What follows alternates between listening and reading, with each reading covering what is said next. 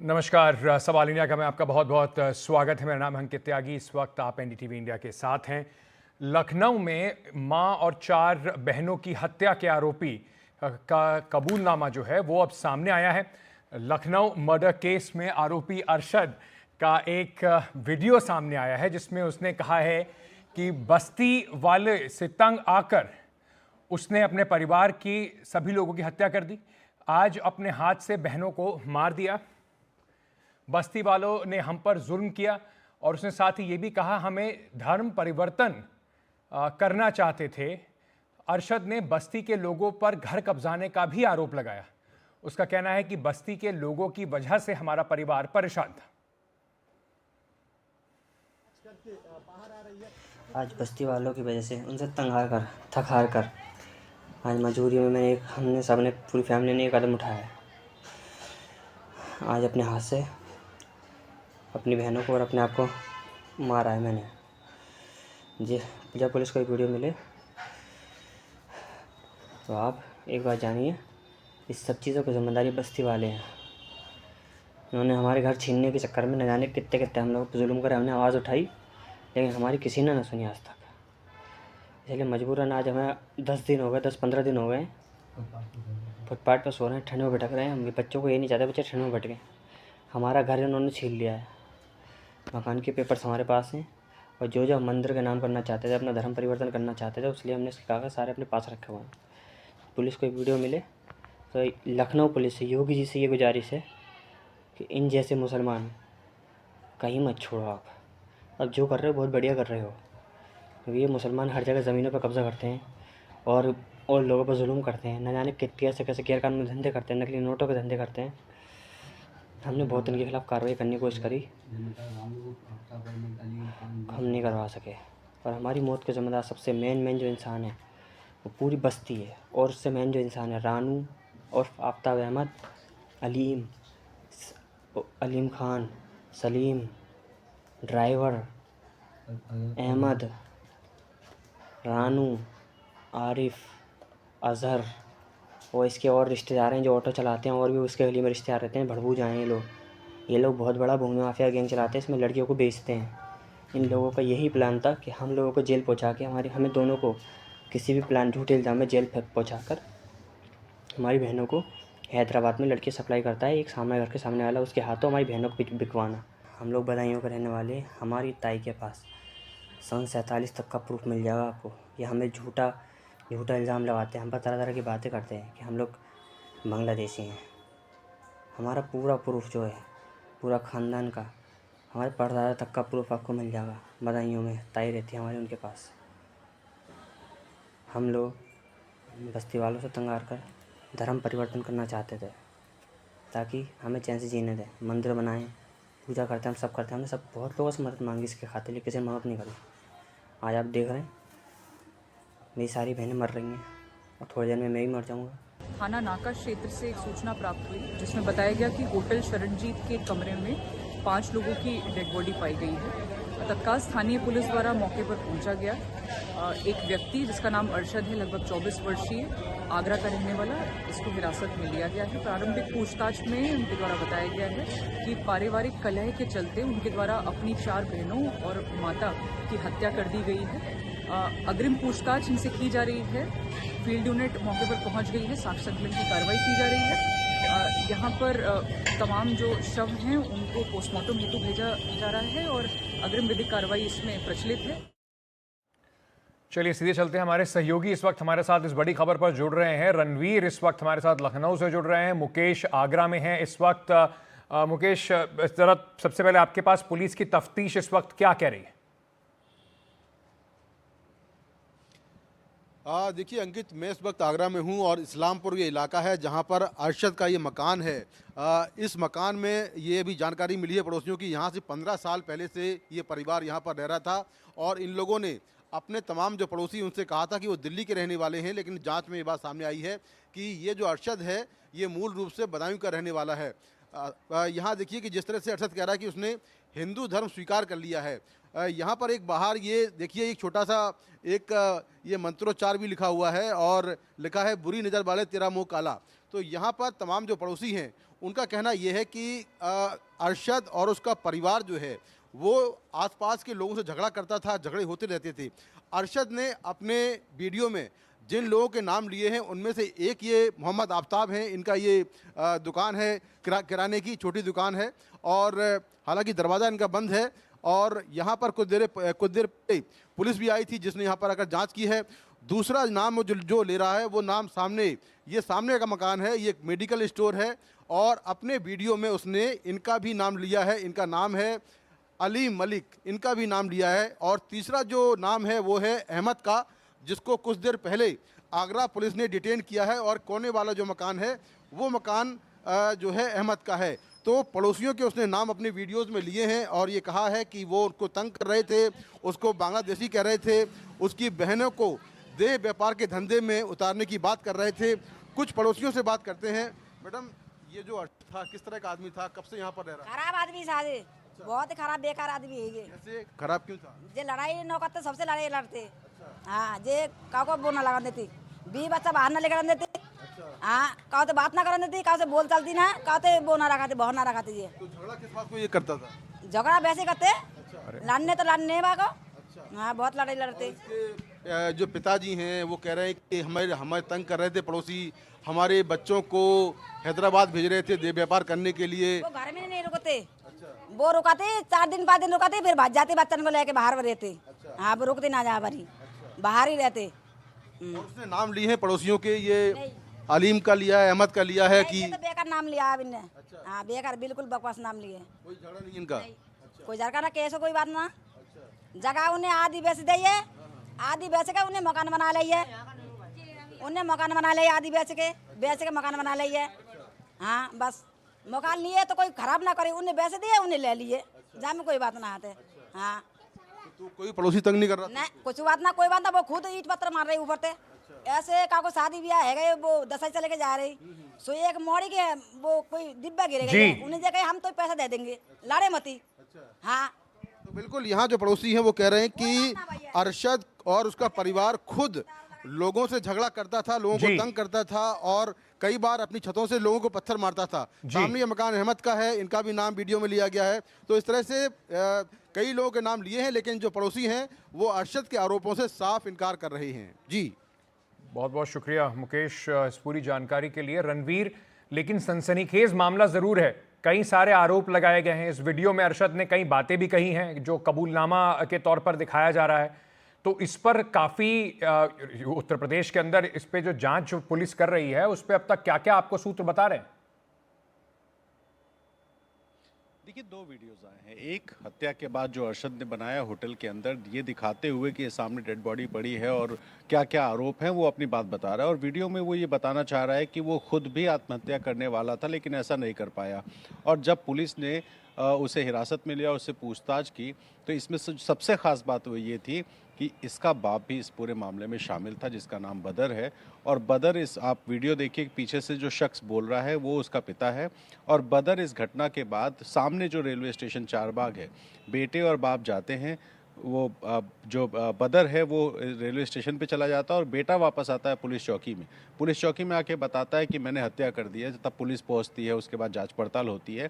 तो फिलहाल अभी जो लखनऊ पुलिस है उसके पास अरशद है, उससे पूछताछ चल रही है। और आगरा पुलिस को भी कहा गया है कि जिनके जिनके नाम हैं उनसे पूछताछ हो, उनको हिरासत में लेकर के उनसे पूछताछ हो, वाकई में क्या मामला है, ये जो आरोप हैं वो सही हैं या नहीं है, क्या है। तो ये सब कुछ पड़ताल हो रही है। लेकिन इस पूरे झगड़े में, इस पूरे विवाद में 5 लोग जिनका कोई कसूर नहीं था, ये बाप बेटे मिलकर के एक वीडियो बनाते हैं जिसमें बाप कहता है कि मैं अपना धर्म परिवर्तन करना चाहता हूँ। बेटा हत्या करने के बाद एक वीडियो बनाता है जिसमें दावा करता है कि वो घर में पूजा पाठ करते थे, धर्म परिवर्तन कर रहे थे। उसके बाद वो जो 5 थे महिलाएं इस घर की, उन 5 की हत्या हो गई। आज सुबह जब ये खबर आई और हम वहाँ होटल पहुँचे तो एक बहुत छोटा सा होटल चारबाग रेलवे स्टेशन के सामने है, 500 रुपये का कमरा मिलता है। और परसों ये परिवार पहुँचा था 30 तारीख को, और 30 तारीख को पहुँचने के बाद कल दिन भर ये लोग लखनऊ में थे। कल रात 1 से 2 बजे के बीच में जो हत्या हुई है उससे पहले इन महिलाओं को नशीला पदार्थ पिलाया गया, उसके बाद ब्लेड से गला काट करके हत्या की गई है। इनके हाथ बांधे गए थे दुपट्टों से। तो पोस्टमार्टम की रिपोर्ट जब आएगी तो बाकी चीज़ें खुलासा होगा। लेकिन जो आरोपी है, मुख्य आरोपी अरशद, वो पुलिस की गिरफ्त में है। उससे पूछताछ हो रही है और जो पिता बदर है उसको भी तलाश करके पुलिस पूरे मामले का खुलासा करना चाहती है। इस बीच आगरा और लखनऊ दोनों जगहों की जो पुलिस है वो एक्टिव हो गई है और इस पूरे मामले की पड़ताल की जा रही है। बहुत बहुत शुक्रिया हमारे साथ जुड़ने के लिए रणवीर और मुकेश, आप दोनों का इस पूरी खबर पर जानकारी के साथ दोनों हमारे सहयोगी जुड़ रहे थे।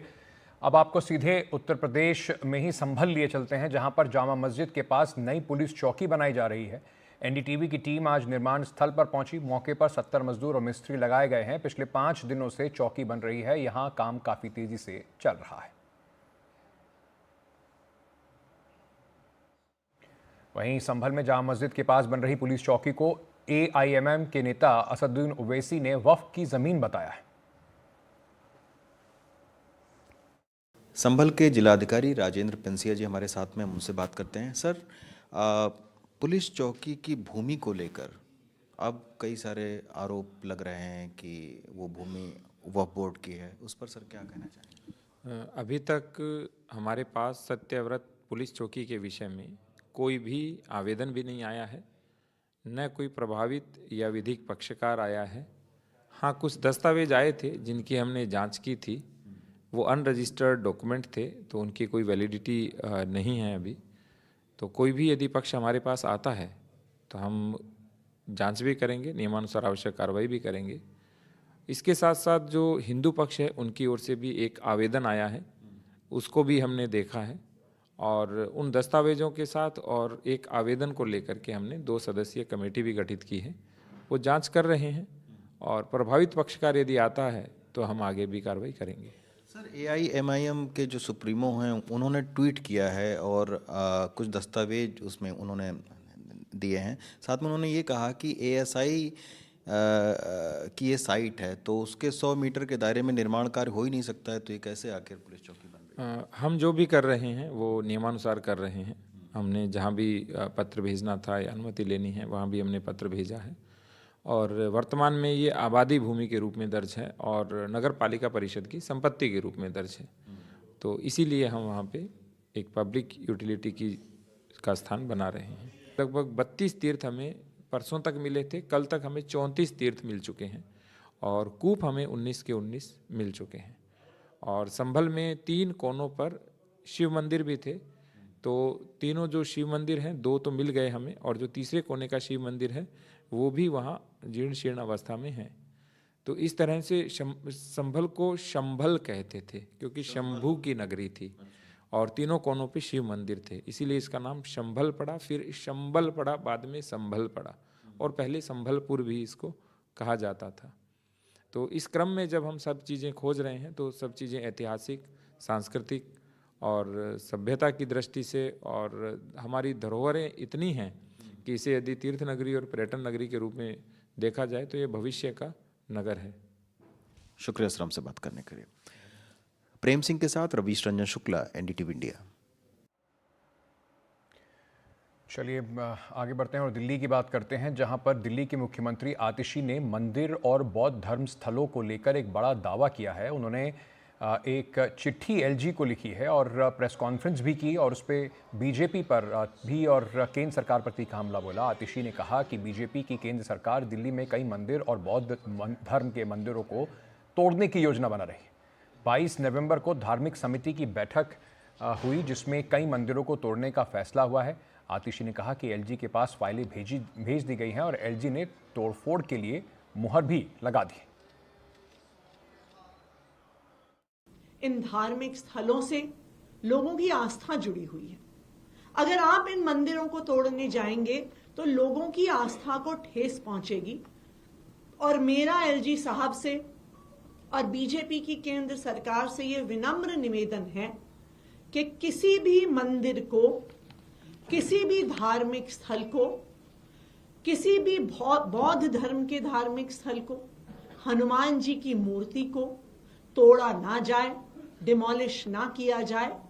जब से रिलीजियस कमेटी सीधा केंद्र सरकार के अधीन आई है, जब से चुनी हुई सरकार को बाईपास करते हुए, होम मिनिस्टर, चीफ मिनिस्टर को बाईपास करते हुए जब से ये रिलीजियस कमेटी केंद्र सरकार के अधीन आई है, कई सारे धार्मिक स्थान, कई सारे मंदिर इस रिलीजियस कमेटी के द्वारा तोड़ने के आदेश हुए हैं। चलिए बात करते हैं महाकुंभ की, जहां पर मौनी बाबा की खूब चर्चा हो रही है। बाबा के बारे में कहा जाता है कि उन्होंने सन 1989 से लेकर 2003 तक मौन व्रत धारण किया हुआ था, लेकिन अब वो खूब बोलने वाले बाबाओं में शुमार हो चुके हैं। बाबा की कई और खासियत भी है, आपको सुनाते हैं। महाकुंभ में एक बाबा हैं जिनको देखने के लिए हजारों लाखों लोग आते हैं, जिनसे मिलने के लिए लाखों श्रद्धालु आते हैं। और ये एक ऐसे बाबा हैं जिनका नाम मौनी बाबा है, लेकिन ये मौन नहीं रहते हैं और ये जब बोलते हैं तो इतना कुछ बोलते हैं कि इनकी बातों पर चर्चाएं हो जाती हैं। और इस बार जो मौनी बाबा हैं, इनको लेकर के इसलिए चर्चा है क्योंकि ये एक रिकॉर्ड बनाने जा रहे हैं। 5 करोड़ 51 लाख रुद्राक्ष का शिवलिंग बनाएंगे। मौनी महाराज मेरे साथ है। महाराज जी, आपका नाम मौनी बाबा पड़ा कैसे? आप पहले मौन थे क्या? 1989 से 2002 तक 14 वर्षों तक भगवान राम के वनवास काल को मैंने मौन व्रत की तरह मैंने पूरा किया, क्योंकि मेरे जीवन के इतिहास के कालखंड में आप प्रवेश कर रहे हैं। फिलहाल तो बता भी आपको दूं कि लगभग 47 वर्षों से मैं नमक, मीठा अन्न का सेवन नहीं करता। एक बार उबाला हुआ पानी बिना नमक की सब्जी लेता हूं। 14 वर्षों तक मैं मौन व्रत रहा। 56 बार भू समाधि और 27 बार जल समाधियां ली। आपकी खासियत यह है कि आपको अगर 2 शब्द बता दें तो आप उस पर अचानक कविता बना देते हैं तुरंत, और उसका कविता भूल भी जाते हैं। मैं आपको 2 शब्द देता हूँ, कुंभ का आमंत्रण और एनडीटीवी। कुछ इस पे कुछ बना दीजिए अगर कविता। जिनकी राहों में मुश्किल रहा ना कभी, जिनकी राहों में मुश्किल रहा ना कभी, हर मुसीबत से लड़ने में सक्षम रहे एनडीटीवी। एनडीटीवी गजब की धरातल प्रिय, एनडीटीवी गजब की धरातल प्रिय, जो भी आया यहीं पर रुक ही गया। दिव्य है कुंभ तो भव्य है कुंभ तो, ये दिखाने को इसकी छवि आ गई। घर में बैठे सभी लोग देखेंगे बस, दिव्य है कुंभ भी भव्य है कुंभ भी। एनडीटीवी का ऐसा एक गौरव भी है, ये जहां भी रहे बस वही ही रहे। बहुत बढ़िया। तो महाराज जी से मिलने आइए। आपके एक दिया हुआ कोई भी शब्द, आपका नाम हो सकता है, कुछ भी हो सकता है, उस पर महाराज जी तुरंत एक कविता बनाएंगे। एनडीटीवी के माध्यम से ये अपील कर रहे हैं कि आइए और कुंभ में 5 करोड़ 51 लाख ये जो रुद्राक्ष हैं, इन रुद्राक्षों से बने हुए 12 ज्योतिर्लिंगों के दर्शन कीजिए। महाराज जी से मिलिए, अध्यात्म को समझिए, धर्म को समझिए और कुंभ को समझिए, क्योंकि इस बार का जो कुंभ है वो दिव्य है, भव्य है और आमंत्रित करता है आपको कि इस बार आकर के इस 12 साल में एक बार आने वाले अवसर का जो एहसास है उसको जरूर कीजिए। प्रयागराज से अपने सहयोगी दीपक गंभीर और कैमरा पर्सन वीरेंद्र सैनी के साथ रणवीर, एनडीटीवी इंडिया।